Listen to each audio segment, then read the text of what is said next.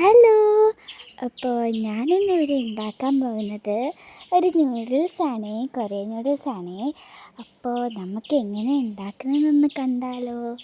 അപ്പോൾ അതിനായിട്ട് നമ്മളൊരു പാത്രത്തിൽ വെള്ളം ഒഴിച്ചൊന്ന് തിളപ്പിക്കാം. അത് കഴിഞ്ഞിട്ട് നമ്മുടെ കൊറിയൻ നൂഡിൽസ് ആ പാത്രത്തിലോട്ട് ഇടുക. അത് കഴിഞ്ഞിട്ട് നന്നായിട്ടൊരു 5-10 മിനിറ്റ് നമ്മളതൊന്ന് നൂഡിൽസ് ഒന്ന് ബോയിൽ ചെയ്യാനായിട്ടൊന്ന് വെക്കണം. അത് കഴിഞ്ഞിട്ട് നമ്മുടെ ആ ഒരു റെഡ് സോസും പൗഡറും നമ്മൾ മിക്സ് ചെയ്യണം. മിക്സ് ചെയ്തിട്ട് അതൊന്ന് ഒരു 2 മിനിറ്റ്സ് ഒന്ന് റെഡിയാവാൻ വെക്കണേ. എന്നിട്ട് നമ്മൾ നൂഡിൽസ് ഇവിടെ ഒന്ന് റെഡി ആയിട്ടുണ്ട്. ഇനി നമുക്കൊന്ന് പ്ലേറ്റിലോട്ട് മാറ്റാം.